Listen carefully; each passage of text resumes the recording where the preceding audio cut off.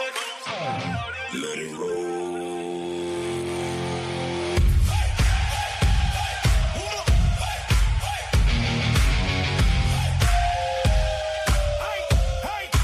Asa's got them books stacked high. Old take heat and that sharp eye. Manager day shame, make fly. Seen every lock up, every running lie. Play fabulous, came late, but she locked in quick. Costume drama, that spotlight slick. The pageantry, the feather brick. Found her home in the chaos of it. Switch been down since way back when.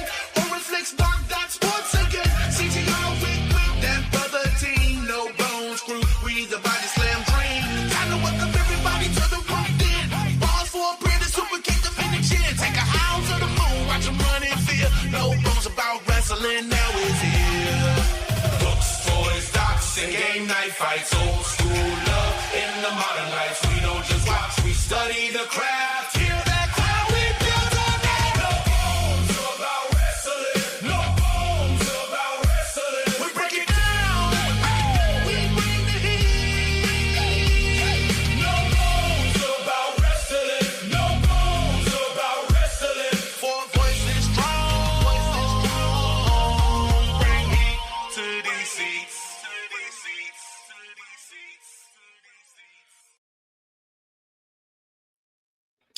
Hey, everybody, welcome. This is No Bones About Wrestling. I'm one of your hosts, Asa. Switch, my co-host, should be here. There he is. What's up, Switch? What's up, brother? How you doing? I'm good, man. That song be getting me pumped up, man. It's a good song. It's a good song. So, everybody, we have a great treat for you today. He was nice enough. We did one interview with him. He was nice enough to come back on our show, our little show here. And we have an interview with the former head writer of the WWF during the Attitude Era.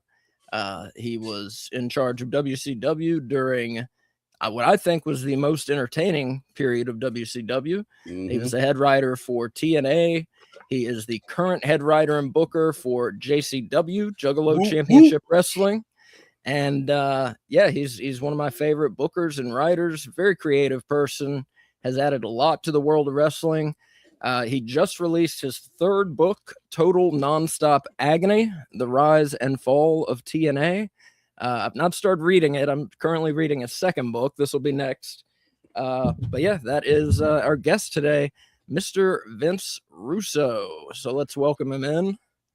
How are you doing? All right, what is going on, Joe? There he How go. you guys doing, man? We doing good. Welcome back, man. You like my shirt? I flexed and the sleeves fell off, bro. Look, I was gonna say something about you showing off them guns lately. Yeah, I like us. I like wearing shirts that piss people off. You know, I one of my favorite shirts is I actually have a shirt that says "GOAT," and I just wear it to piss people off. That's all. So folks, again, if we got a couple viewer questions, if you have questions and comments, we may be able to put them in.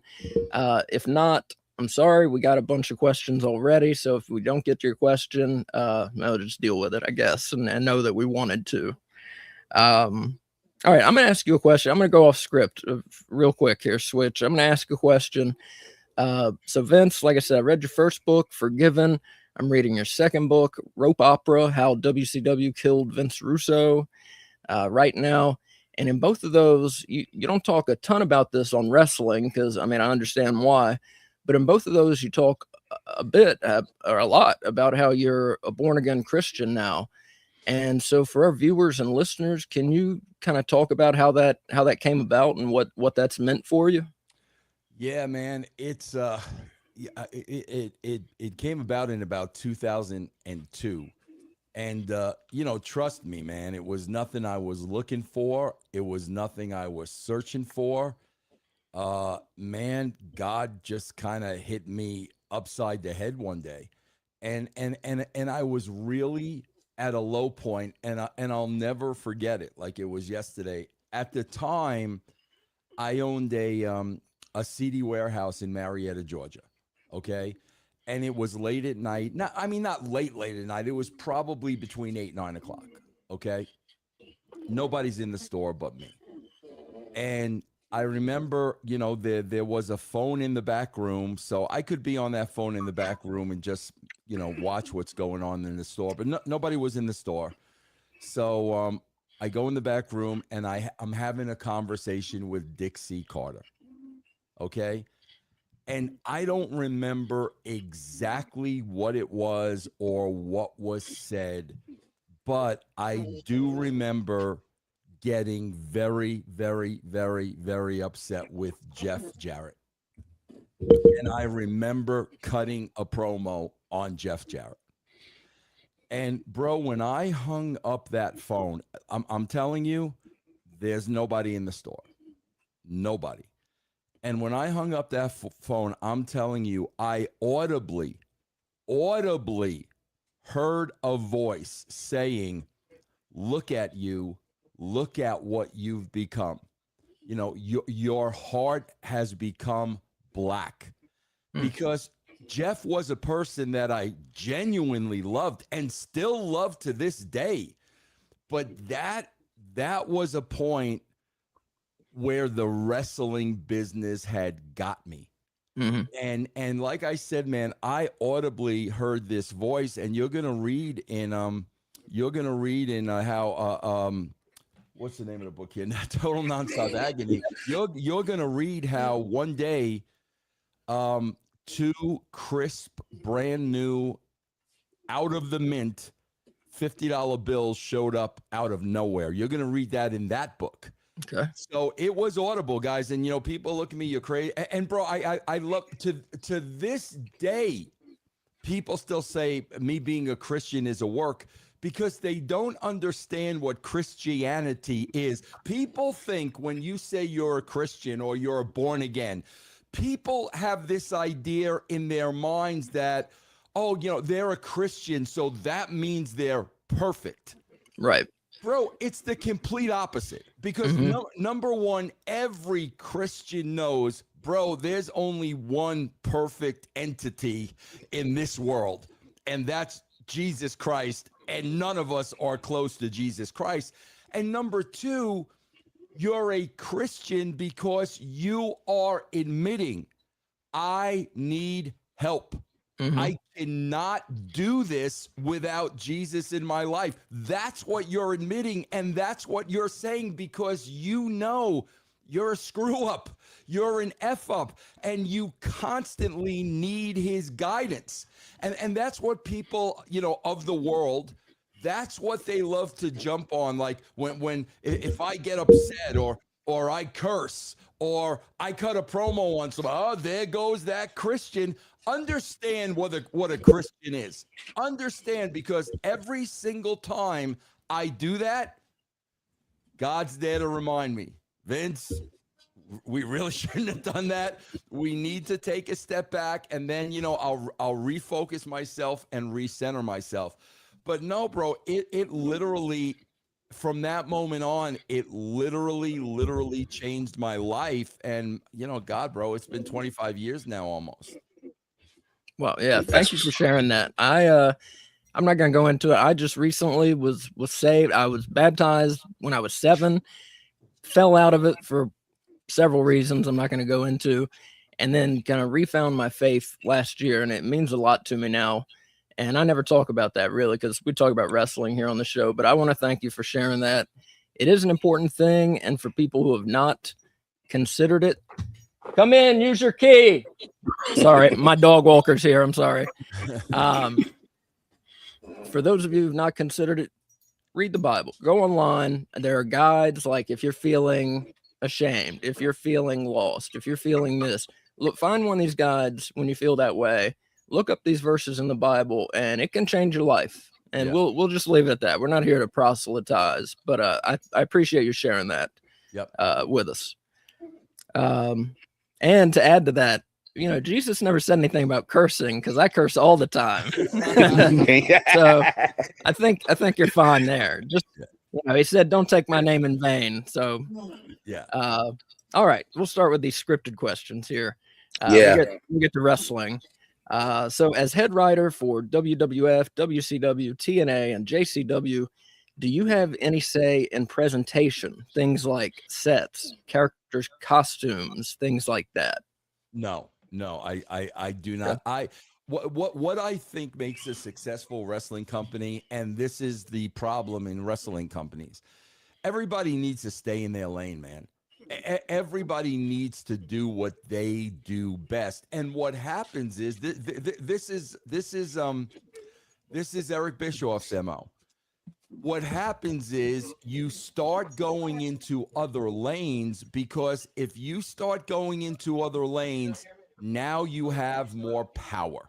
Mm-hmm. Now you're involved in more things. Now you feel like you're making yourself invaluable. Okay. Everything was so successful at the WWE because we all stayed in our lanes. JR, talent relations, did not cross over into the creative lane. Vince Russo, creative, did not cross over in the Kevin Dunn lane. We all did what we do best. I am a writer and a producer, man. That's what I am. I don't want a title. I don't want a corner office. I don't want to be anybody's boss. I am a writer producer. That's what I do. And everybody else who has different jobs, I let them do their job. That's what's going to make a successful company. The politics come into play when people attempt to cross those lines. Okay, I got you. Let me read some of these comments real quick here. Nelson Kelso, Big Al is my favorite wrestler, and the Jeff Lane crying on the plane in the new intro is absolutely tremendous. Switch's brother here says the man Vince is in the building. Nelson Kelso also says Vince, longtime brand member, bro. JCW is my favorite wrestling show by far, my man. Good to see you. Jeff Lane. I got a call from Jeff Lane yesterday from the gathering, and he was crying in the tour bus that he was in the middle of the gathering. And I said, bro, I told you so, man. That's why I'm sitting here this weekend, bro. I told you so, man. So you're in Colorado at home, right? Yes, I am. Yes, okay. I am. I told Joe about a month ago. I said, Joe, with all due respect, I'm going to write the shows. Yeah. I will be with you in spirit, but the gathering is not a Vince Russo scene, bro. It seems pretty wild. So you're not going to be on Bloody Mania. I am not going to be on Bloody Mania. Guys, I'll be honest with you, man. And I try to remind Joe of this all the time. I'm 65 years old. Damn, man, you don't look it. Yeah, well, but the show tonight starts at midnight. Right. Yeah. And there's a midnight show tomorrow. I can't do that anymore. Like, yeah. If I was in my 30s, I wouldn't have batted an eye. I can't do that anymore. We had the show in Vegas. What Mania was that in Vegas? What was the name? Not Bloody Mania. Stranglemania. Stranglemania. We had Stranglemania in Vegas, and that was a show that was supposed to start at 12. It probably didn't start till about 1. It finished at like 3:30. Bro, I was there for that. That knocked me out for the entire week. I mean, for the entire week. I can't roll like that anymore, man. I hear you. Yeah, that's exactly why we cover almost everything JCW, but that's why we're not doing live coverage of Lunacy tonight, of Bloody Mania 19, because we're old, we're tired. Yeah, we're not staying up that late. And I kept telling Jay, bro, no, it's no offense, but it's just not for me. It just would not be a good experience for me. No, I hear you. I understand. And Marcus Hunt here says 65 though, triple OG. And let's see, DJ Jamaican Lion. Thank you. Says the GOAT. So Switch, I think you got a question here. Yeah, I do, man. But and go Switch, back can you turn your mic down just a little bit, please? Yes, sir. Sorry. But just to go back on what Vince was talking about not being at the show, that bit that you did with Chopper City, and they had the wig on you, man. Asa wasn't there for that watch along, man. I had to text him. I was like, bro, if you see what Chopper City and Vince are doing right now, it is freaking hilarious. Just something so simple as a wig and a Chromebook, man. the thought process you have, man. I'm so proud of those guys. First of all, guys, again, I always make no bones about it, man. One thing is I always give credit where credit was due. That whole Chopper City stuff, all that stuff, that was all Violent J. That was his idea. He had a vision in his mind of what he wanted to do. I just recorded what he needed me to record, but I just want to give kudos to him. But I do want to say, man, I'm so proud of those guys, Bruce Wayans and Atiba. These are guys that I worked with at Rocky Mountain Pro, bro, years and years and years ago. Bro, I remember when Bruce Wayans walked in the door the first day. And, bro, when Atiba started, he was like a 19-year-old kid. Like, he was the youngest kid there. And that's why, man, to be able to take those guys from Rocky Mountain Pro and put them on JCW with the job that they're doing, I'm so freaking proud of those guys, man. I know that's right, man. Yeah. Well, in JCW, do you have any concerns that the talent might could mess up your storylines by jumping ship in the middle of a storyline? Bro, they mess up storylines all the time because they're independent wrestlers. Mhm. So they may have already booked themselves, prior to us setting a date. So that's the one thing that's very, very difficult. A lot of people don't understand. Nobody at JCW is under contract. So Okay. and a lot of the tapings, we shoot 2 shows in one day. Mhm. So I could be in a full bore storyline with somebody, and then all of a sudden they can't make a taping. Well, now they're gone for 4 episodes. Yeah. And that happens quite a bit. That's really, really the challenge with working with an independent group. And that's why, when you get, that didn't make any sense or this and that, bro, there's always a reason why something doesn't make sense. And that switch is really, really tricky when somebody, bro, I can't tell you how many times we had to deal with, we just have one brother of Funstruction. And when I put, Cross and Mercer together, well, this one can make it on Tuesday, but this one can't make it on Wednesday. Being that they're indie workers, we're constantly juggling that, man. Okay, so you know what? That makes a whole lot of sense because when we was watching last week, we had started talking about some of the people that we haven't seen since you took over. Like haven't seen Ninja Mac in a while. Mecha Wolf, hadn't seen him in a while. Future Endeavors, they come and go. Yeah. We was talking about that, but you seem to, I know it's hard, but you seem to do a really good job at pivoting when you don't have the talent that you think you're going to have at the time. Oh, you have to, bro. You have to. And not only that, bro, I cannot tell you how many times shows are completely written. And, bro, sometimes I got to write shows like, sometimes, we do 4 days and it's 8 shows. Like a lot of times I'll write 4 shows in a row, 6 shows in a row, 8 shows in a row, and the shows are written and in the can. And then I'll get the call, Vince, I got bad news. So-and-so can't make it. Now, what you got to understand is if so-and-so can't make it, so-and-so isn't just in a match. So-and-so is in a storyline, and so-and-so is in a storyline with other people. So now that one person can't make that one show, now you got the domino effect. And bro, you literally, man, you've got to train yourself to go plan B, C, D, E. It's constantly that way, guys, constantly. So how far in advance are you writing shows? And then like how far in advance do you have to book guys and gals to make sure they're going to be there? Well, and is Violent J handling that booking as far as who's going to be there? Yeah, that was one issue that, I had with them at the very beginning. Bro, they were booking shows like 2 weeks before the show. Yeah, and I'm like, guys, you can't do that because these other guys are taking bookings. If you book it 2 weeks out, they're booked. They're not going to be available on the show. So I finally got, Jay to, start booking stuff 6 months out.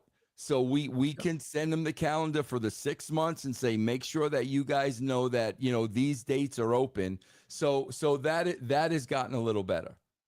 Good. Cool. All right. This is something I really wanted to know. It's a little negative, but we stay positive. We're not trying to get you, gotcha. It's we like you. We love that you're here the second time. So don't take it that way, bro. please. Bro. You guys got to understand something. The years that I worked with Vince McMahon, bro, if I had thin skin, I wouldn't have lasted one freaking day. Because part of my job with Vince McMahon was I just had to rapid fire him ideas. Rapid fire. And bro, obviously he's not going to accept and like every single idea. My job was to keep giving him ideas and keep giving him materials. So I learned early on, bro, nothing hurts my feelings. And usually when it's something creative, and bro, I even say this, listen, there are a lot of things I disagree with Triple H and the way he books, but I will always say this, bro, there's always a reason. Like when the viewer at home sees something they don't get or they don't understand, there's 95% of the time there's a reason for it. So no, I've got no problems with positive, negatives, nothing. Okay. Yeah, all right. man. And let me read. I told you, man, as much as I watch the brand and coaching, bro, I told you, man, we can ask him anything, man. He don't run I know. I just don't want him to feel like, I don't want you to feel like we're disrespecting you because we love you here. Bro, you disagreeing with some, bro, here's the thing I tell people all the time. That's why, like, bro, I don't give a shit what people say about my creative. It's subjective, bro. Right. Everybody is going to look at it differently. What one person loves, another person's going to hate. So all you're giving me is your opinion, bro. It's not going to affect me. I'll never forget, bro, world famous Dave Meltzer. I'll never forget, bro. I will never forget this as long as I live. And he can deny this till the cows come home. Bro, when we did that segment with Mick Foley and The Rock, This Is Your Life, when we did this segment, which did 8.4. Now, guys, you got to understand. People don't understand. Bro, that wasn't 8.4 million people. It was higher than that. The 8.4% meant out of everybody that had a television on that night, 8.4% were watching this. That's what that meant. So the number was probably over 10 million. Okay. And I'll never forget the next day. And I quote, Dave Meltzer said because of that segment, he would never, ever watch another WWE show again. Okay. And here we are, the highest rated segment in the history of wrestling. So like, again, bro, your opinion is your opinion. It's not going to make me mad. Yeah. I was actually there that night. That was in Greensboro, North Carolina. I was there. Yeah. Viewer comment, and then I'm going to ask my question. Nelson Kelso here says Vince Russo and Big Vito both absolutely killing it in their 60s. Is inspiring and awesome to watch too. Hell yeah. Well, especially Vito, man, because Vito is still out there rolling around. I mean, I just literally have to do pre-tapes. I mean, that's not too difficult. Right. But yeah, man, I give Vito all the credit in the world. And I mean, it starts with him keeping himself in the shape that he's in, man. The guy is in unbelievable shape and he can still go. And that's, bro, guys, trust me, man, when you hit your 60s, that is not easy, man. I got you. No, I'm sure. I'm 42. I feel like I'm 65. So, all right. So here's my question. You mentioned Vince McMahon. That's interesting because this is actually about you and Vince McMahon. So in the WWF, well, first, let me say in WCW, Big Van Vader was world champion several times, booked like a monster. In WWF, Vader came in fighting for the world title in 96 and 97. By 98, he was still getting good crowd reactions, but he moved way down the card and was booked to lose pretty regularly. Eventually, he grew frustrated, negotiated his release, and went back to Japan. So my question is, why was he booked this way? And was it your idea or Vince McMahon's idea to move him down the card so far? Well, it really depends on what you're talking about, because like for a lot of Vader's run, I was not the head writer. Like you know, when Vader was, I remember, because I remember when Shawn was the champion and Shawn was in the program with Vader, like I was writing all of Shawn's promos. So like I remember that. But at that time, I was not involved in the creative, you know? Yeah. And bro, this is another thing, man. And I'm glad you asked that question, because I told you there's always a reason. There's Right. always a reason. And bro, I know when I watch the WWE, when I watch Braun Breaker losing clean to Seth Rollins, what pay-per-view was that? I don't even remember. Just a couple months ago, right? When I Yeah. see Braun Breaker losing clean, when I see them take the belt off of Trick Williams, and then Trick Williams gets beaten again, bro, when I look at things like that, the first thing in my mind is, okay, what did you say? What did you do? Because, bro, that Yeah. still exists in wrestling, and I hate it. The Oh. doghouse, bro. The doghouse. If you do something they don't say, or you, object to something, whatever the case may be, bro, you're in the doghouse because they got to teach you a lesson, because you got to fall in line. They still do that to this day, and it drives me. You could be the top talent. It doesn't matter. You could be top talent. And like I say, when I see a Trick Williams, listen, Baron Corbin, I love Baron Corbin. I had Baron Corbin on my show. We got along great. But would I ever take the belt off of Trick Williams at that point? Absolutely not. But they did. And when they do stuff like that, there's usually a reason. Same thing with Vader here, bro. I knew on the management level, I knew there were problems with Vader. And whether it was contractual, whether it was money, whether he didn't want to do a job for anybody, I knew. Bro, you know it when you're sitting there, you're sitting there talking to Vince, and he's not saying anything, because Vince McMahon is not going to turn around and say, hey, Vince, Vader's in the doghouse, so don't book him. But he's going to let me know, bro, we need to back off Vader. He's going to let me know that. And guys, I just told you about crossing lanes. When that would happen, I would never question it. Yeah. None of my business. I don't want to know about their contracts. Do they want to make more money? Absolutely none of my business. But I would know from Vince, like, okay, bro, he's going to be on the side for a few minutes. I always get asked that question a lot about, like, Ken Shamrock.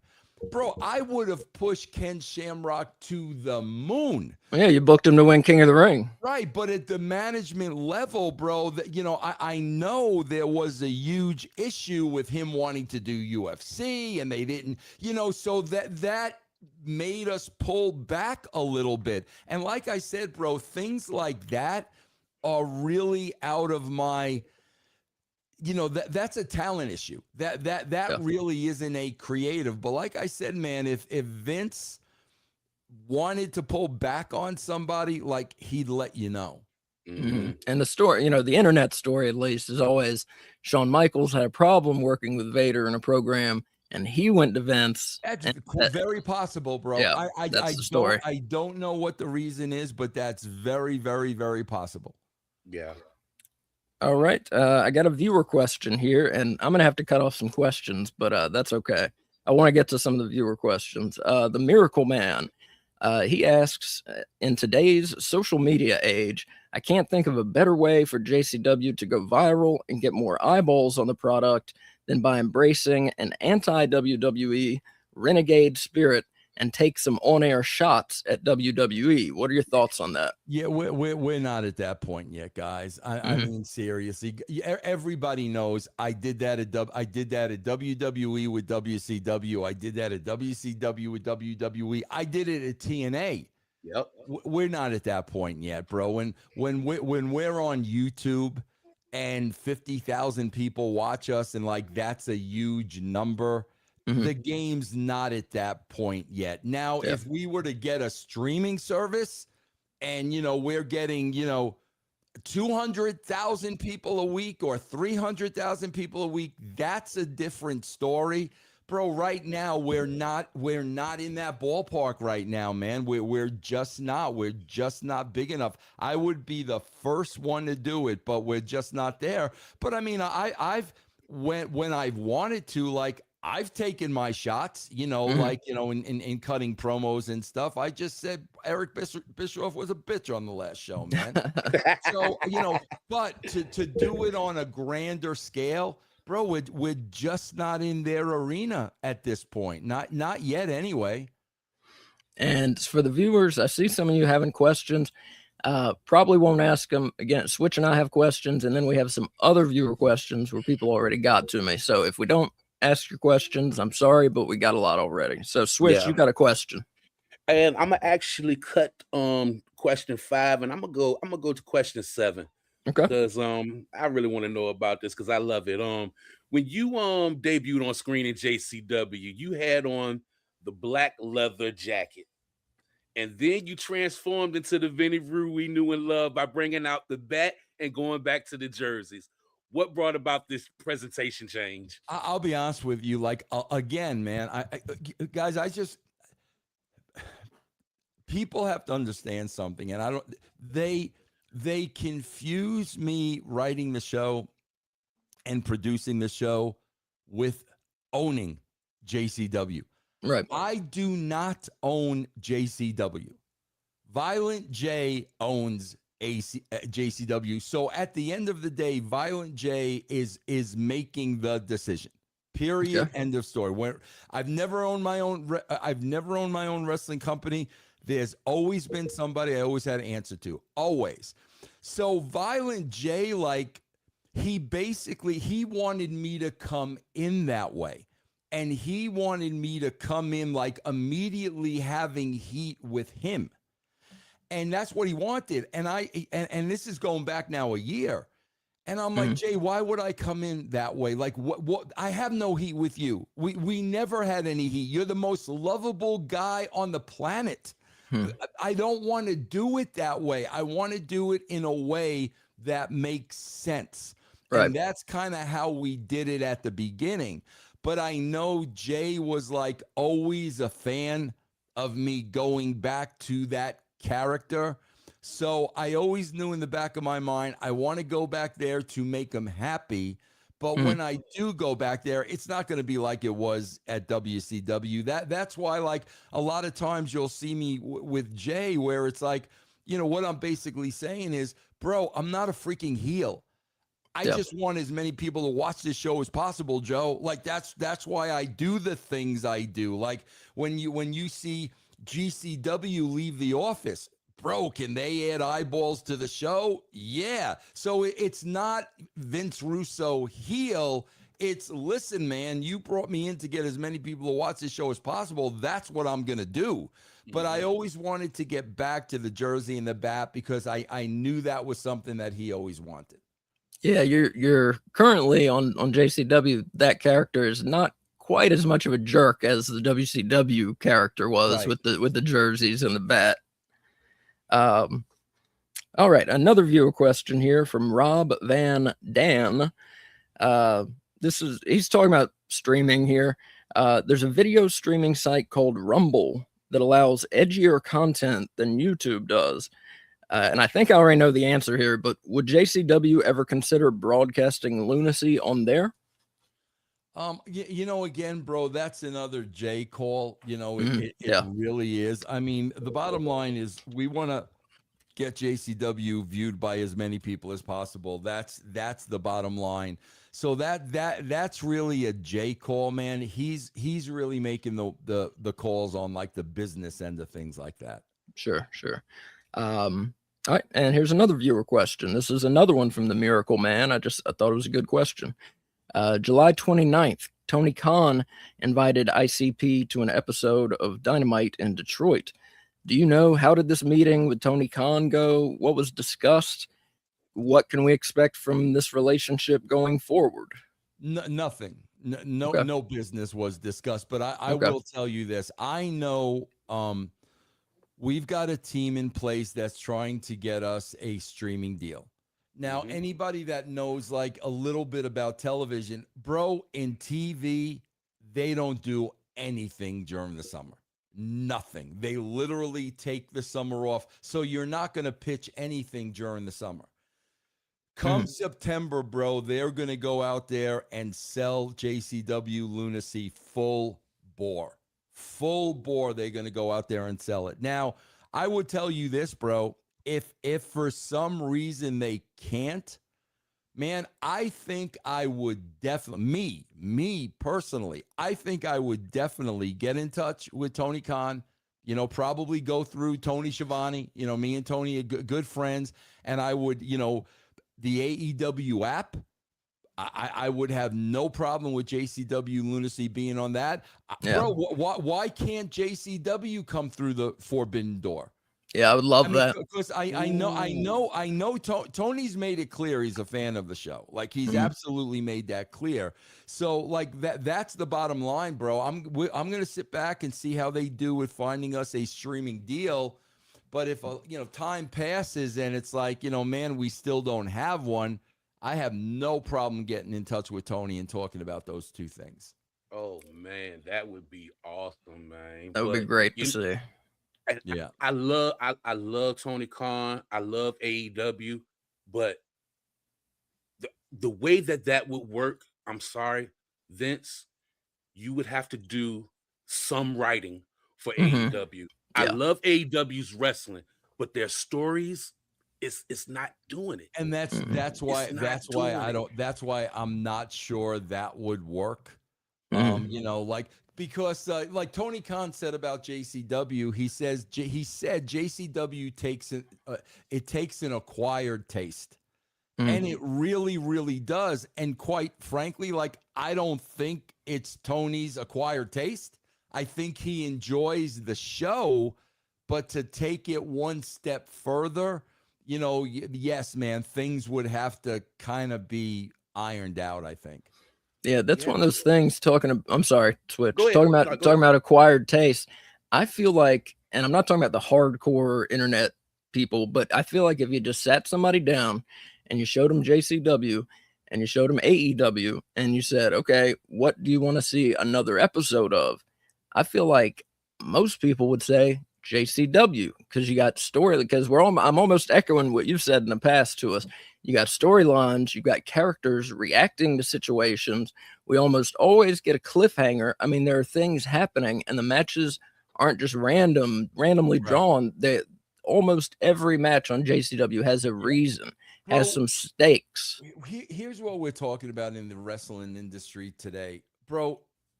There are two different audiences. And that's what they're not getting, in my opinion. Okay. There is the hardcore audience, the internet wrestling community, that are gonna watch the show no matter what.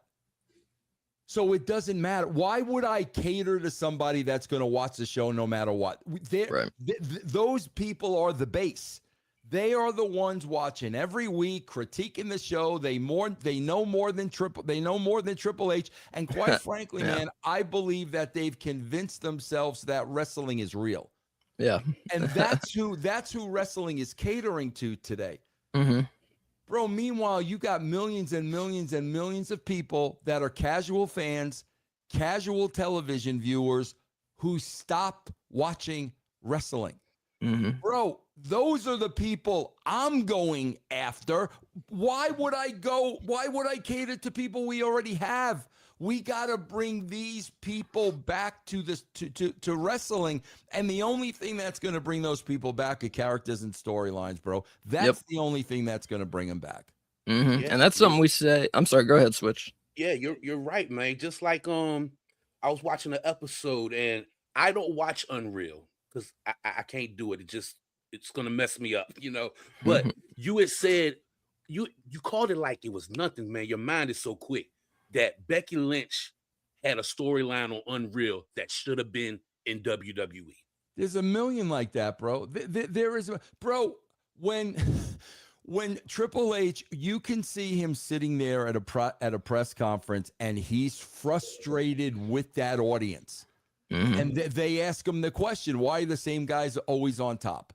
And he sat there and said, well, who's going to outdraw Roman Reigns and who's going to outdraw Seth Rollins? So I'm watching this press conference. Bro, if I'm writing the show, the very next show, I probably have LA Knight, Braun Breaker, Damian Priest, maybe McIntyre when he comes back. I literally have them wearing hats, shirts that say RTG. And we don't know what it means. And nobody draws any attention to it. But then one by one, they start taking out the top guys. And RTG stands for the real top guys. Oh, The that's great. problem is, bro, this stuff, it's right in front of them. And it's like, guys, they miss it. They miss it. And but again, I'm going to defend them. I think the reason they miss it, guys, is they are churning out so much product, man. Like, my God, bro, on Monday, we got to get Tuesday show. And on Tuesday, we got to get Wednesday show. Like, they don't have time to see those things. They got to write shows. And that's a huge problem. But, guys, I said it at the beginning. Man, the more partners you take on, the more money you take, the more shows you have to write, the more you're bastardizing the product. And they knew that. They knew that. But again, bro, at the end of the day, they're in business, and they're in business to make money. Yeah, and that's, like you said, Triple H not getting it. That's one of the things. Is like, ultimately, right, the fans decide who are the top guys. But Triple H, you can push people and make the fans believe these are the top guys. And I love that story you just gave us for WWE. That makes it. I don't watch WWE, but just being on the internet, I see what's going on. Bro, can you imagine if you do that? Like I said, if you do that with like Knight, because we've seen Knight, we know how he feels. We know how Damian Priest feels. They've let us know. I hear Braun Breaker's not happy. They always beat Drew McIntyre. And then, bro, can you imagine if on top of that, they bring Killer Cross back? Yeah, that'd be great. Now you've got something. You know what I mean? But like I said, bro, again, to their defense, they've got to write so much shit. I just don't think they're seeing this stuff, man. Yeah, and something like that. What I was saying is I don't watch WWE. I see what's going on. Doesn't seem interesting.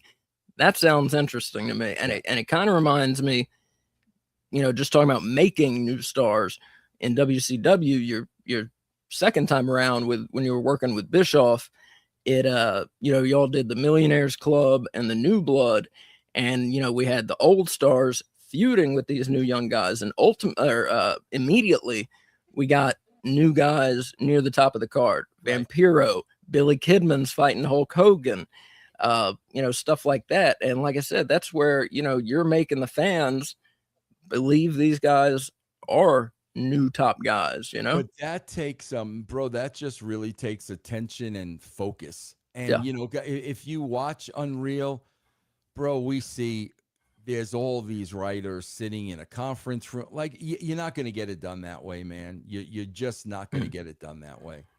You feel like it's best to have, like what you do in JCW, have like a singular vision? Absolutely, man. Without a doubt. That was me. Ed Ferrara and myself wrote the show. And we gave Vince the show. Vince would tweak it here and there, but that was the show. When you've got all these people involved, bro, it's not going to work. Too many cooks in the kitchen. Yeah. Let's see, where are we? Okay, this is another question, and again, I'm not second guessing your booking. I just want to know this. In WCW, in one of your books, you talk about how you wanted to book Tank Abbott to win the world title. And if people don't know who he was a former. What was he in UFC? Was he? Yeah, UFC. Oh yeah, he was in UFC. Back then, he was like one of the biggest names in UFC. Yeah. And you wanted him to win the title in a battle royal. This upset some people in WCW, and the fallout eventually led to you leaving rather than working as part of a booking committee because you signed with them to be in charge, not be part of a committee like we were just talking about. So do you regret wanting to book Tank as world champion? God, no, bro. Bro, here's the story to that, and it's always the same in professional wrestling. Bro, this is when Brett got concussed by Goldberg. Mhm. So now everything has to change. Brett's out for God knows how long, and he was the champion. Everything has to change, right? So, bro, again, this was a meeting. This was a meeting that we had, and this was discussed among several people. You know, myself, Disco was in there, Terry Taylor, you know, there's about 6, 7 people in there, right? So the idea was, bro, Sid is number one, okay? We go 30 people, Royal Rumble style. Sid is the last one in the ring. And he's dead, bro. Like, he's gone an hour. Last guy coming out is a fresh as a daisy UFC fighter. Give me a freaking break, bro. But, you know, it may sound crazy to people now. Yeah, bro, because you don't know who Tank Abbott was in 1999. You don't know who he was. I know who he was. So if you had Sid dead on his feet because he was in there from minute one, and here comes this sharp UFC fighter, bro, one punch and Sid's going over the top rope. And then from there, you know, we'll write stories for Tank, and we'll see where this goes. And again, of course, bro, just like David Arquette, everybody in the meeting, great idea, yeah, great idea. And then when the meeting breaks, oh, we can't get to Bill Bush quick enough, or we can't get to Kevin Sullivan quick enough. That's how the wrestling business is, bro. But bro, this was the funny part. I so badly wanted to get out of my contract at that point because WCW was a joke. It was an absolute joke. And I can remember I was on the phone with my lawyer that day. And I said to him, bro, I don't care what you have to do. You got to get me out of this contract. If it means leaving money on, you've got to get me out of this, right? So, bro, literally, it might have even been that day, or it might have been the next day. But right after that, you know, Bill Bush calls me in his office. He's white as a ghost. Bro, they lured me into the office by telling me Hogan and Flair were there and they wanted to go over creative. There was no Hogan or Flair. Nobody was there. They couldn't even man up. You know what I mean? So I walk in there and Bill Bush, you know, is like as white as a ghost, like scared to death to tell me this. So he says to me, he said, well, Vince, was this your, is this what you're going to do with Tank Abbott? I said, yeah, Bill, that was agreed with 7 other people in a meeting last night. That's what we were going to do. And that's when he turned around to me, bro. He couldn't even look me in the eye. He was so scared to death. Well, man, we've decided we're going to go in another direction. And, you know, you're going to be part of our committee. Bro, as the words are coming out of my mouth, his mouth, in my mind, first of all, I want to get out of there. I just got off the phone with my lawyer. In my mind, it's, bro, you're breaching the contract. Right. Like, oh my God, I can go home and get paid. Like, that's what, like, I could not believe it because my contract stated I am head of creative. And that's why, like, when he said that to me, I didn't miss a beat. I said, bro, you could go into whatever direction you want to go in. I am not interested. My contract states that I am the head of creative. So I'm going to go home now. And you and Brad Siegel are going to have to figure out how you want to pay me. And bro, I went home and they paid me. So it was an absolute godsend that happened, man. And that's one of those, I mean, they went back, not to belabor the point too much, but right, they went right back to some of the guys who they brought you in to replace. And they call me 3 months later. They call me Vince, we need you to come back. So yeah, we need you to come back and replace them again. Yeah, exactly. That's exactly it. Yeah. All right, let's see. I got one more question, and Switch has one more here. All right, so Vince, you came up with the decision to have Shawn Michaels win the world title, WWF world title, from Bret Hart at Survivor Series 97. by surprise, what a lot of people refer to as the Montreal screw job. Brett didn't know what was going to happen. And, it was said it was done so Brett didn't take the world title belt on WCW TV. So Jim Cornette claims he pitched the idea to Vince McMahon. So I believe you. So why would Cornette say this, that he came up with the idea and you didn't? Can I tell you something, man? Honestly, bro, because Dutch Mantel does this a lot too, and I can't let it bother me, bro. I have a real hard time calling people liars, okay? But bro, honestly, people forget. Like the TNA. If you guys watch TNA, right, bro? Remember the electrified cage? Yes. I had left the company, right, bro? And I wasn't going to come back. And then Jeff's wife, Jill, cancer came back. Mm-hmm. So I knew Jeff needed help, right? Mm-hmm. So I went back to help Jeff because I knew he had 3 little girls. His wife had cancer. What a horrible, horrible thing, right?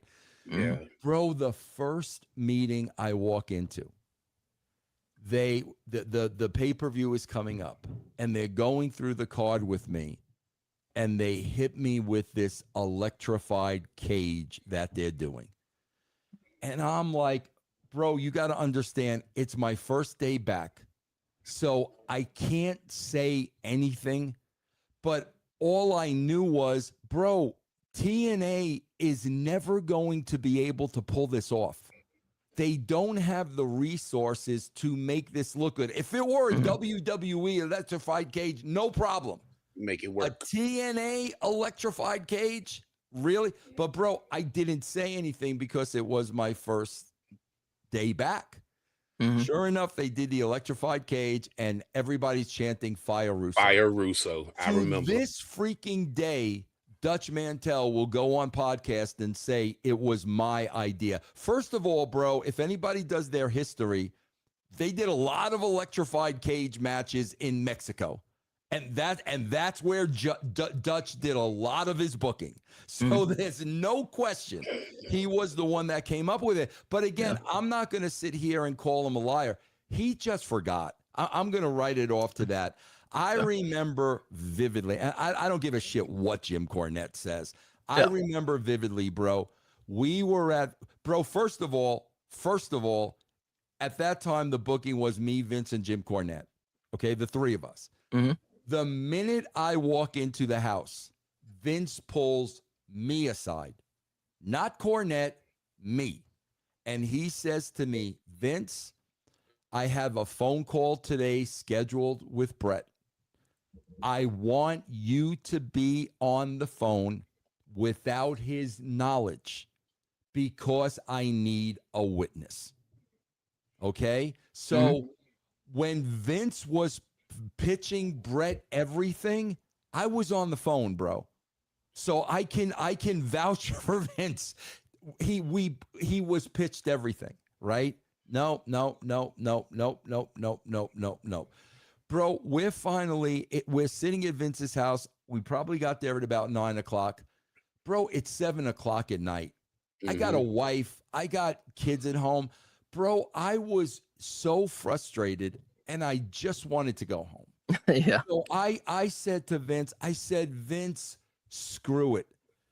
Have freaking Sean put Brett in the sharpshooter and have the ref call for the belt. Okay? Because I wanted to go home. Okay? Yeah. Vince didn't say anything. Okay? But I will tell you this, bro. The rest of the week, like, I had no contact with Vince. So quite frankly, I had no idea what they were going to do. And it was almost like now, bro, I'm sure a couple of other people may have pitched that after the fact. Bro, that's an easy finish. That's not rocket science. So if Triple H pitched that 3 days later, I believe it. This wasn't rocket science. It was the obvious, right? So I believe Vince purposely kind of kept me away from this thing. And bro, I'll never forget. I don't know what the finish is going to be the day of. I have no idea. I remember sitting there next to Taker, and freaking Sean puts Brett in the sharpshooter and Hebner calls for the bell, and I'm like, holy shit. Like, you know, this is what we're doing. I had no idea.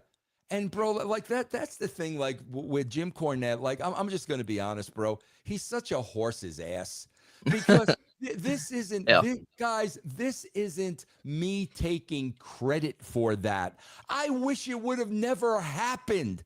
Yeah. It was horrible for everybody, bro. It was horrible for Brett. It was horrible for Vince. It was horrible for Owen. It was horrible, bro. Freaking Mick Foley was so pissed off at me after that, just because I was on creative. Mick was pissed. Bro, I wish that would have never happened.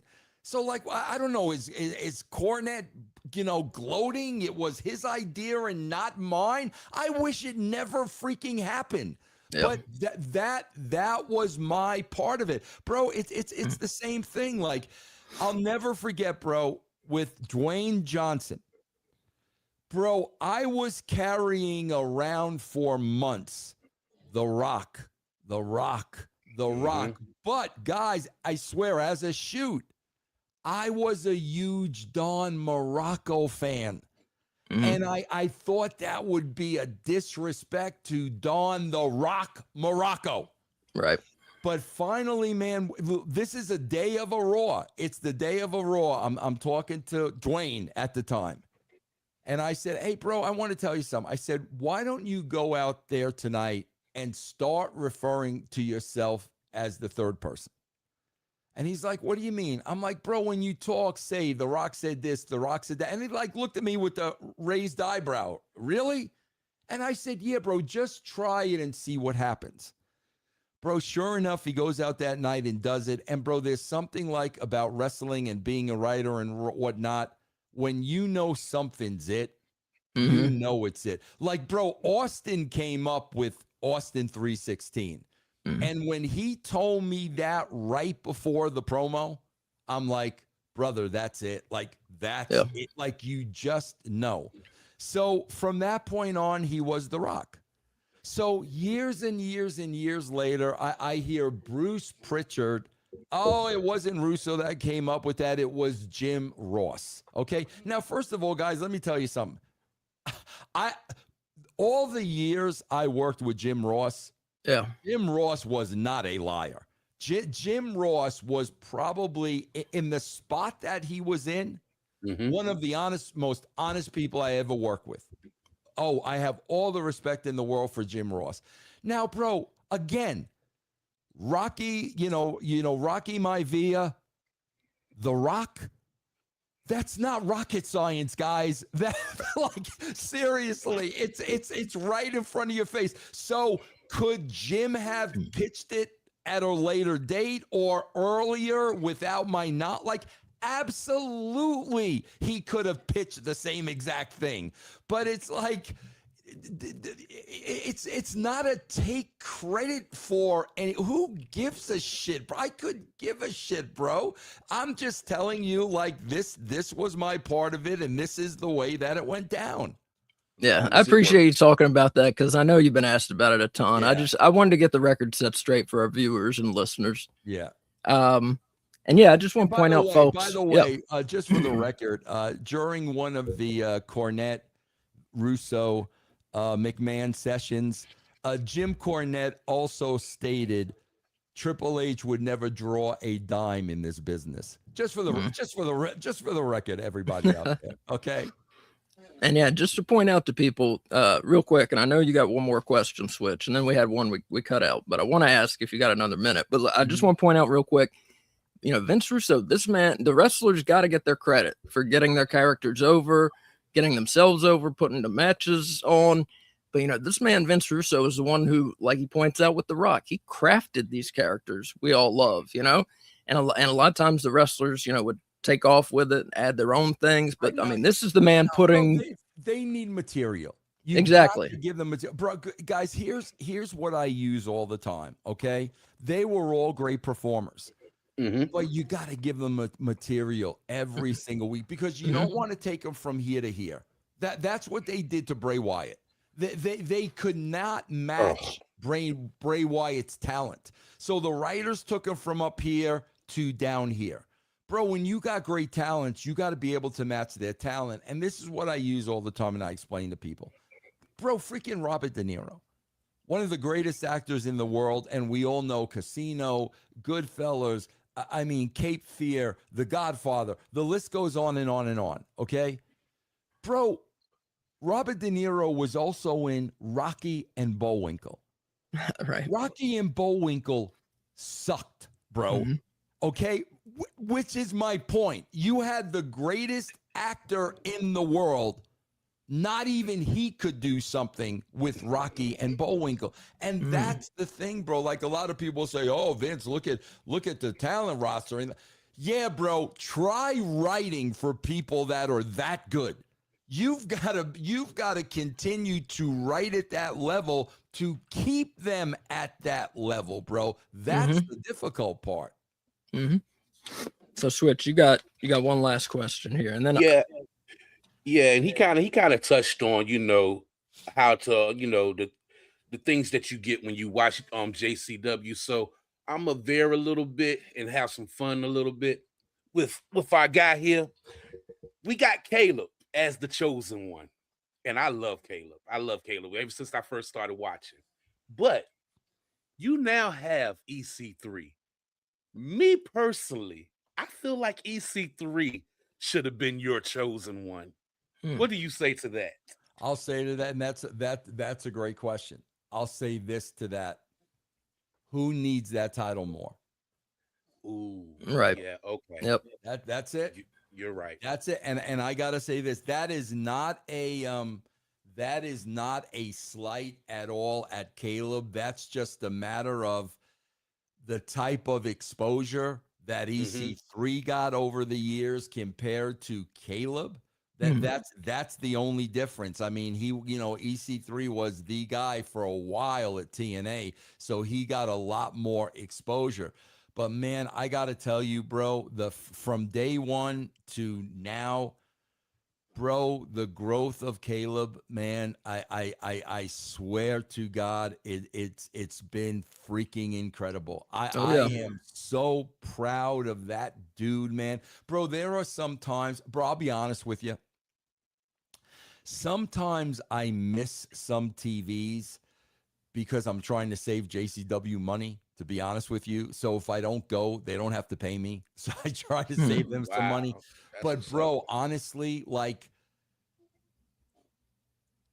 I want to make every TV for Caleb. Like, I want to be there for him. I mean, and this guy, bro, how long he's been in the business and where he's been in all the different companies, how people did not see this dude's talent. Like, I don't understand. I kind of do understand because Caleb's a nice guy and Caleb's not going to be the squeaky wheel and Caleb's going to keep his mouth shut and do what he's told. But that's never going to get you on top. Not in this business. And as soon as I saw him, bro, because he was doing the comedy act with Jeeves and the glasses and everything, I'm like, nah, bro, there's something there. And man, when I'm standing in the ring next to him now and he's cutting those promos, God, bro, I'm so proud of that dude. Yeah, and even from, like I said, from when we first started watching, when he was doing the thing with Jeeves, I can even tell his body transformation now. Yes. Like he didn't even, like, it's like he's taking it even more serious now ever since you came in. Like he looks good now. He looks more in fit. He wasn't sloppy or nothing, but he just looks more fit right now. Yeah, man. He's killing it, bro. And I'm freaking so proud of him. And I'm so glad that he's finally in a spot that he deserves to be in. Yeah, and like you said, who needs that title more? The chosen one, because right when you put that on Caleb, it took him from here to up here. He's Vince's chosen one. Exactly. And I met him like 2 weeks ago. Super nice guy. Could not have been nicer. Man, such a great day. And it's so freaking smart and so humble. I can go on all day about him, man. Like one of the most personable, nice wrestlers I've met. Absolutely. Definitely. No And doubt. would have done anything. Can you take Yep. a picture with us? Oh yeah, man. Yep. You want to hold the belt? He Yep. let K Fabulous, my wife, hold the belt, and Yeah. just couldn't have been nicer. Great Nah, guy. I'm God, bro. I'm so happy for him, man. So Vince, we have Ooh, one. Go ahead, Speaking bro. of No, go K, ahead. You're fine. Go ahead. speaking of K, Go ahead. I don't know if Vince could answer to this. This might be a Violent J question, unless that's what you're getting ready to ask. I'm sorry if I'm jumping the gun, No, go ahead. but is there a reason that JCW doesn't come to the North and the East Coast? Yeah, that's a Jay question, bro. Okay, Like, yeah, okay, that's okay. that's a Jay question. You know what, bro? Honestly, like, I don't know the answer to that. I'll tell you what I think it might be. Mhm. They tend to book, bro, where ICP is hot. Right. Which makes That's sense. where they book. Yeah, and it does make sense. It does make sense. I think there may be a little uncertainty in ticket sales or the draw, going to like a Philadelphia or a New York or something like that. I would think that's probably the hesitancy because they've never done it before. So Mhm. there's a little bit of a comfort zone involved. But bro, I'm with you. Sooner or later, you got to go outside of it, bro, and Yeah. you got to see what we got. I Yeah. think Take North it. Carolina would do good. Exactly. Take it back to Jay. North Carolina's wrestling country. Switches in Virginia. Bring it down here. We'll Yeah, come. We'll Yeah. come. yeah, I'm all for it, man. All right. So one thing, and Switch was going to ask this question, but I'll go ahead and ask it. Okay. And I got two more questions, and they're both kind of quick, if that's okay. Yep. For people who don't watch JCW, we talked about a little. One of your biggest shows, Bloody Mania, is tonight and tomorrow night. So why should somebody who hasn't seen JCW watch it or attend it? And where can people see it? Yeah, well, Bloody Mania is tomorrow night. Tonight Okay. is going to be a live show on Lunacy. Tonight's Okay. going to be live on Lunacy, 7 o'clock Eastern on YouTube. And then tomorrow, I think they're also streaming live Bloody Mania on YouTube as well. Oh, it is. Sorry, let me interrupt you. I'm sorry. It is still on at 7 tonight. Oh, maybe no, it can't be. It can't Yeah, be I think it's late yeah, tonight. Yeah. Okay. Okay. It's 12 o'clock. It's 12 o'clock live. So no, Okay. thanks for correcting that. But again, bro, it's like I know a lot of people stopped watching wrestling because wrestling became all about the wrestling. And if you're not a wrestling fan, you're not going to watch wrestling. It's that simple. I'm not a fan of cricket. I'm not going to watch cricket. It's that simple. If you were watching wrestling, man, for characters and storylines and drama and comedy and danger and shock value and swerves and all that stuff, you want to check out this show. This will bring you back to the wrestling that you once enjoyed. And Yep. and that's what me and Jay say, bro, just give it a try.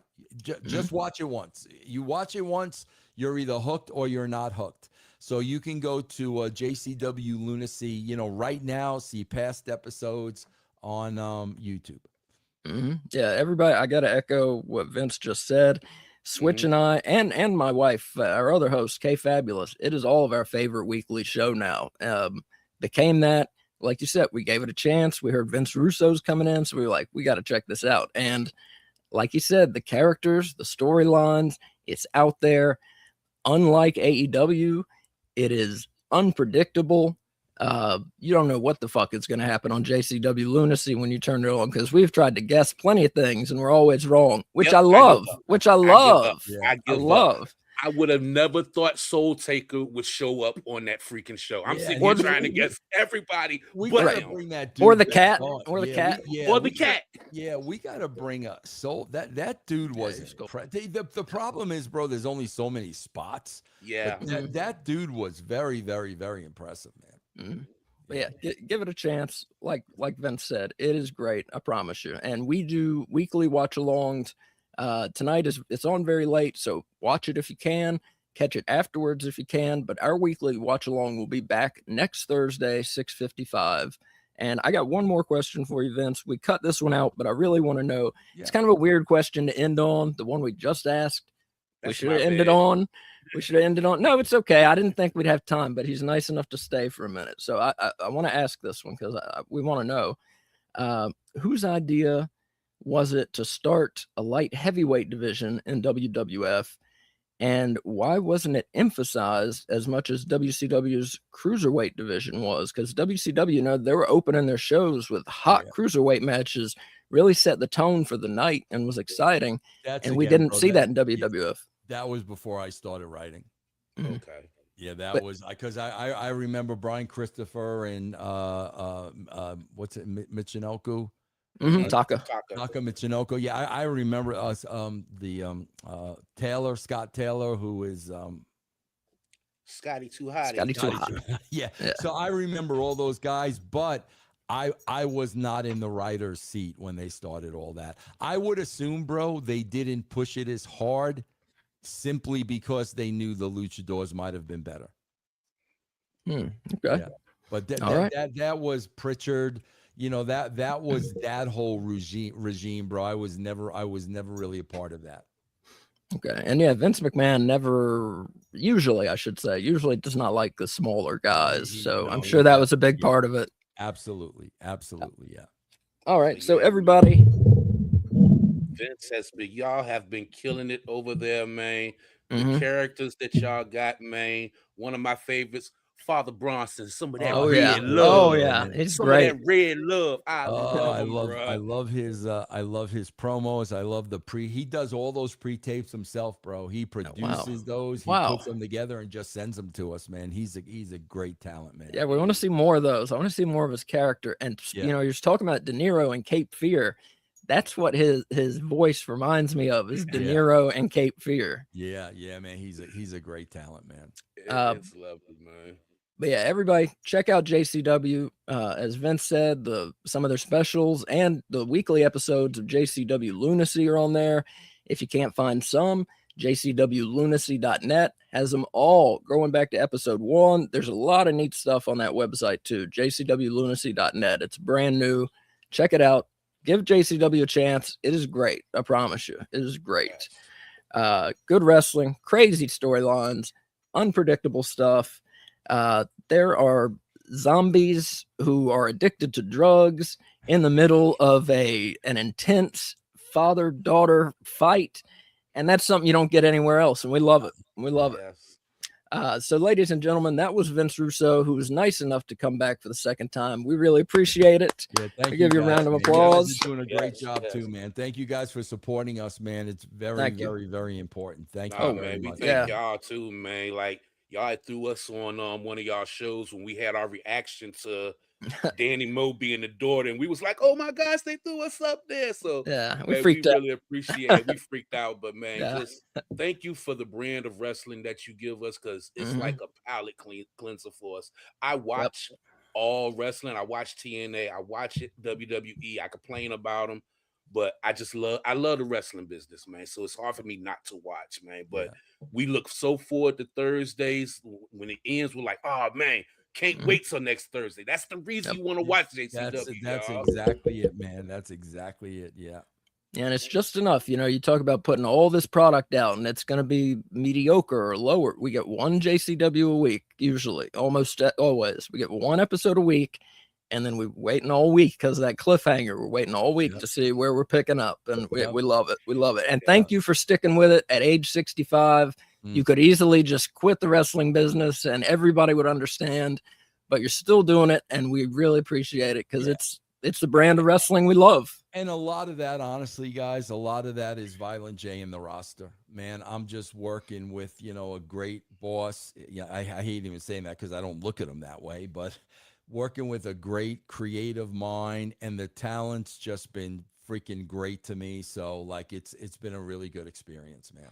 Yeah, and a lot of people that has been following the Russo brand, they've been reaching out to us, man. So we got to give you credit on that. We've had a lot of people come over and talk to us, Jeff Lane, who's it, Scott Demore?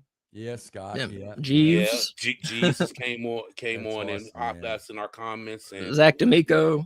Yeah, so we want to thank you for even giving us that opportunity and having those people come in to just show us love, man. Oh, that's cool. Yeah, it works both ways, man. Thank you guys very much, bro. Yeah, everybody.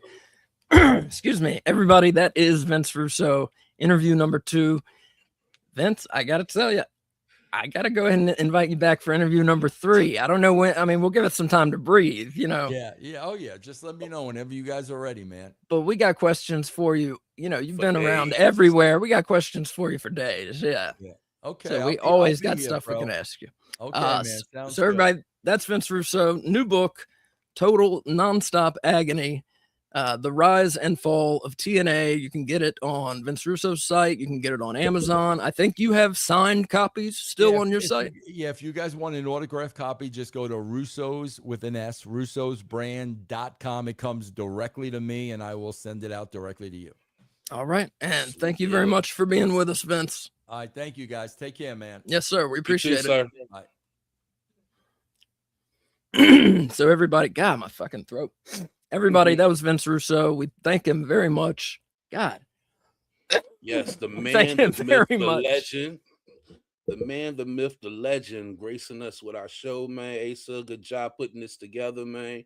He's always a great interview. But like you said, man, we could do probably 3-4 more of these with all the stuff that Vince Russo has done and all the stuff that we want to ask him and stuff, you know. I mean, yeah, I got quite like I mean, WCW, TNA, JCW, WWF. I got hundreds of questions I want to know about what happened in these places. So yeah, we can, as many times as he will come back, we will keep having him. So interesting to talk to him too, man. Just his insights with certain stuff, man. Looking at it from his point of view, being that we've been following it, man.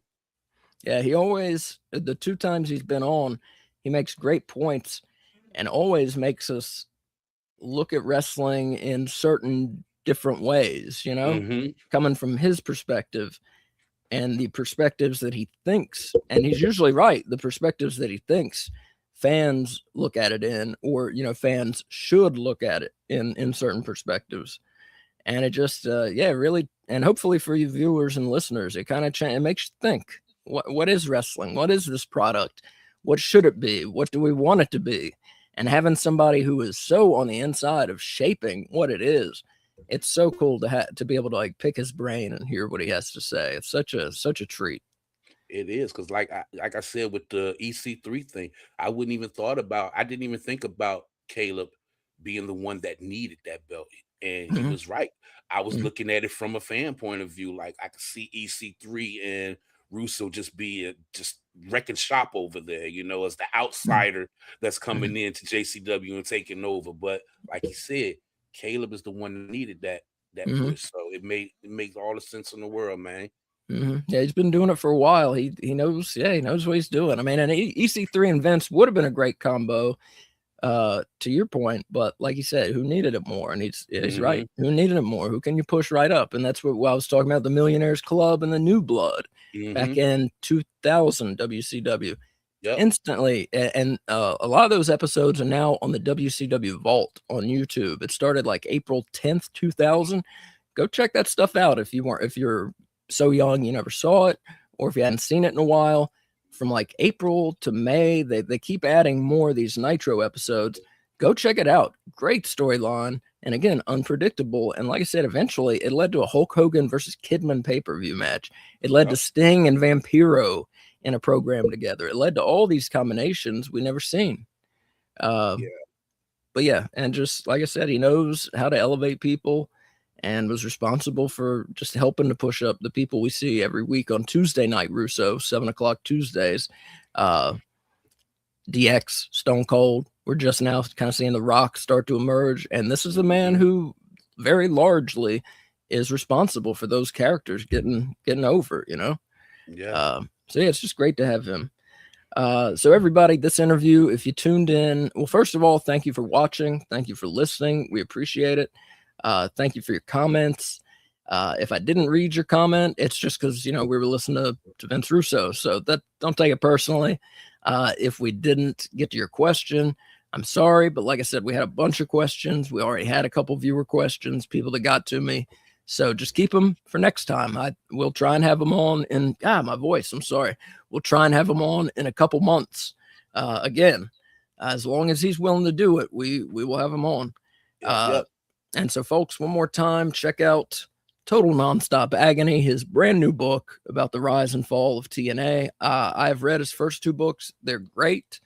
I'm sure this one is too. And I recommend those first 2 books also, Forgiven and Rope Opera. And you can get both those on Amazon and other places too.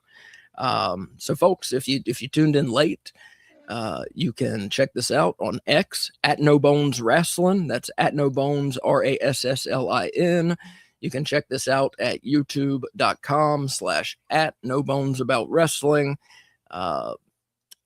You will be able to listen to this. This will be on later today, audio only podcast sites like iTunes and Spotify. So if you tuned in late, you will be able to see the whole thing, listen to the whole thing, tell your friends. Most people on these interviews, most people are not watching at 10, 11 in the morning. We realize that.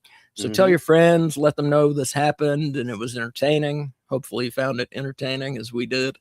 And just get the word around and let's have people check out this interview because it's so cool, so great for him to come. I mean, we're not a big show, we're not teeny tiny anymore, but we're not big by any means.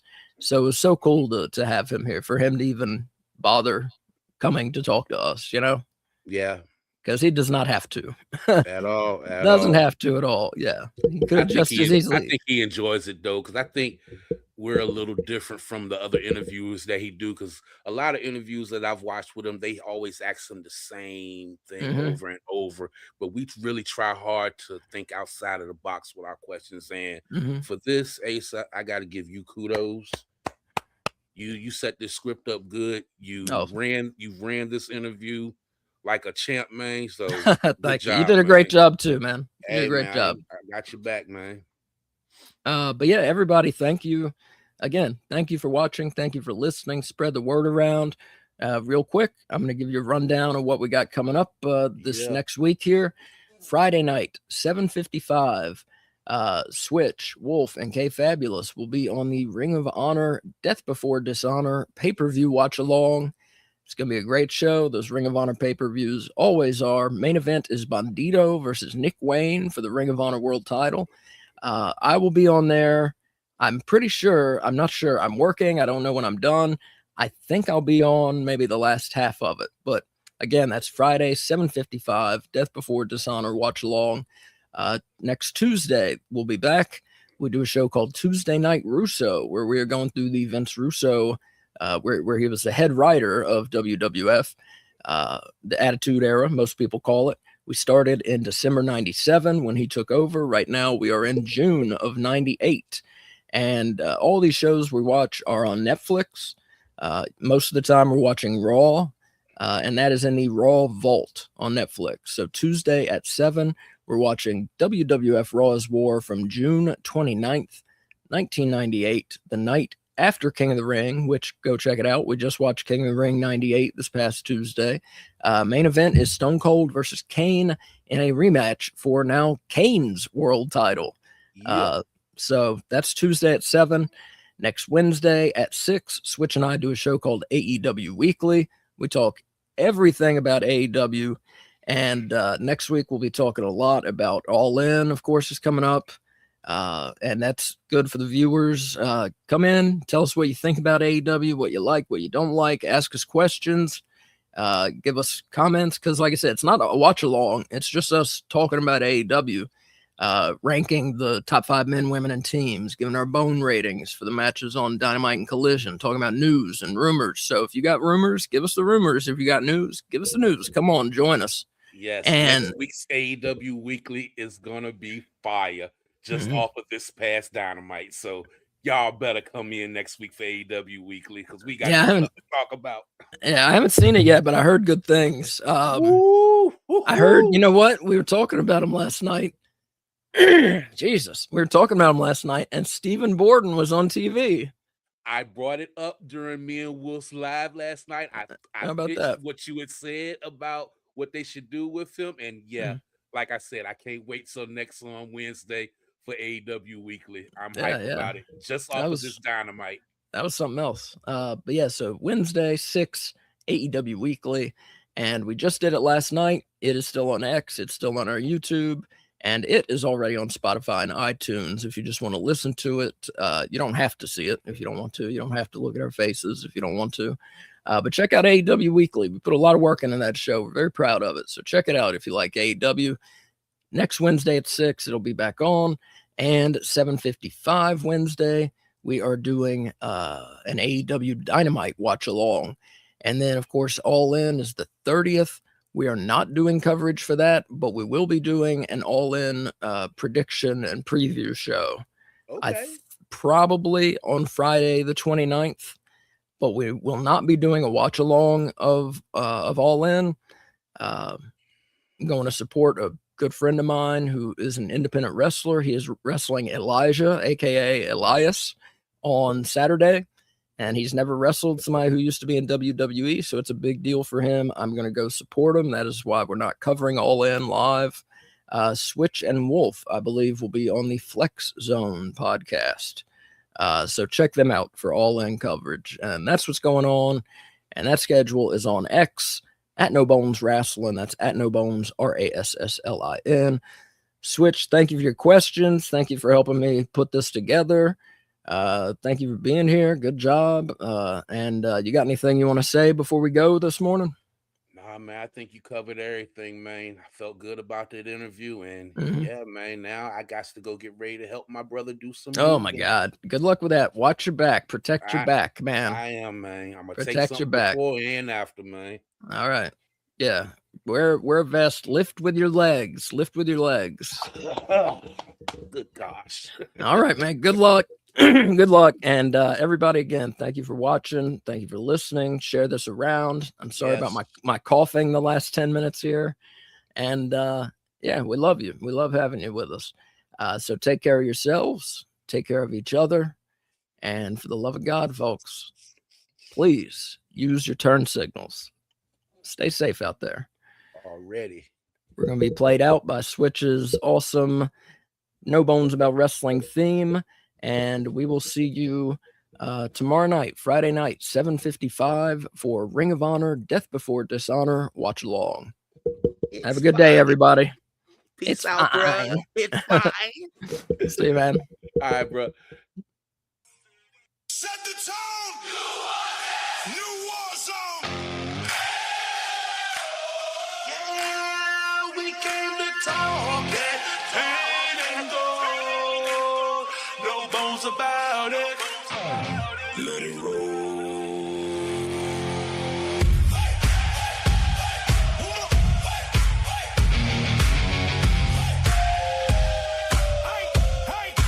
Asa's got them books stacked high. Old take heat and that sharp eye.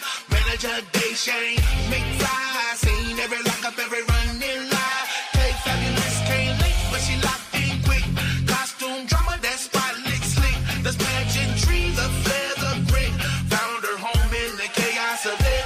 Switch been down since way back when. Orange flicks, block dot sports again. CTR with that brother team. No bones crew, we the body slam dream. Time to welcome everybody to the room then. Balls for a bread and super kick them in the chin. Take a hound to the moon, watch them run in fear. No bones about wrestling, now is here. Books, toys, docs, and game night fights. Old school love in the modern lights. We don't just watch, we study the craft. Hear that crowd, we build on that. No bones about wrestling. No bones about wrestling. We break it down.